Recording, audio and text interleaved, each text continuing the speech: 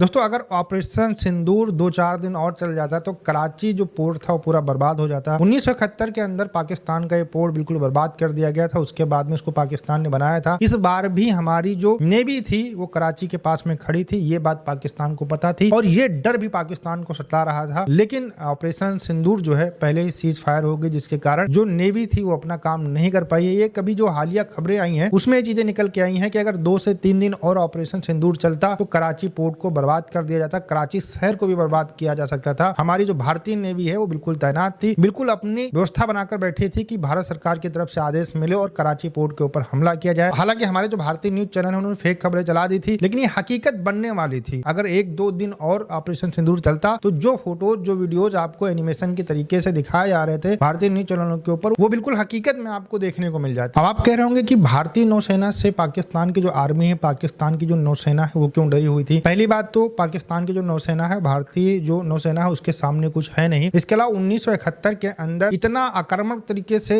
Attack नहीं किए गए थे भारत की तरफ से जितना अभी किए जा रहे थे। मतलब लगातार मिसाइल दागे जा रहे थे, लगातार अटैक्स हो रहे थे और बिल्कुल भी शांति वार्ता का यहाँ पर दूर दूर तक चीजें दिखाई नहीं पड़ रही थी। हालांकि वो तुरंत शांति समझौता हो गया था। अब उसमें क्या हुआ ये हम लोग नहीं जानते हैं, लेकिन जब ऑपरेशन सिंदूर चल रहा था तो पाकिस्तान के आर्मी के लोग सोच रहे थे, आर्मी के जो बड़े बड़े अधिकारी थे वो उसमें डर का माहौल बना हुआ था। वो सोच रहे थे कि किस तरीके से हम भारत की नेवी को काउंटर करेंगे, क्योंकि जब भारत मिसाइल मारता है तो वो डायरेक्ट जाकर जो है पाकिस्तान के अंदर एयरबेस के ऊपर गिर जा रही है, हम उनको नहीं रोक पा रहे हैं। चाइनीज जो डिफेंस सिस्टम है वो बिल्कुल काम नहीं कर रहा है। इसके अलावा इनकी जो मिसाइलें ड्रोन आते हैं उनको भारत जो है रास्ते में ही मार गिराता है, ऊपर आकाश के अंदर ही मार गिराता है। तो इन सारी चीजों से जो पाकिस्तानी सेना तो बिल्कुल हताश हो चुकी थी और लगातार भारत की तरफ से अटैक किए जा रहे थे। इसी वजह से वो जाके अमेरिका के कदमों के अंदर गिर जाते हैं और ट्रंप को वहां पर बात करनी पड़ती है कि भैया सीज फायर कर लीजिए, लड़ाई यहाँ पर मत करिए। लेकिन जो 1971 का हाल था, जो पोर्ट था कराची का जो बर्बाद हो चुका था, वो जो है पाकिस्तान की सेना के दिमाग के अंदर चल रहा था। वो जरूर ये जान रहे थे कि अगर भारतीय नौसेना ने अटैक किया तो कराची जो शहर है पूरा बर्बाद हो जाएगा। उसको बनाने के लिए फिर से 8-10 बिलियन डॉलर की जरूरत पड़ेगी, जो पाकिस्तान अगर पूरी दुनिया के अंदर भीख मांगेगा तब भी उसको नहीं मिलने वाले थे। इसी वजह से पाकिस्तान की आर्मी यहाँ पर और उनके जो नेता हैं वो लगातार संपर्क कर रहे थे अमेरिका से कि किसी तरीके से हम भैया हाथ पांव जोड़कर सीज फायर करवा लें। ओवरऑल जो रिपोर्ट्स आ रही है उसमें साफ साफ यही बताया जा रहा है कि भारतीय नौसेना अगर 1-2 दिन ऑपरेशन और चलता, ऑपरेशन सिंदूर और चलता तो पाकिस्तान का कराची शहर पूरा बर्बाद हो चुका होता और पाकिस्तान इसको बिल्कुल भी रोक नहीं पाता। हम आपसे मिलते हैं नए वीडियो के साथ। नमस्कार, धन्यवाद, जय हिंद, जय भारत।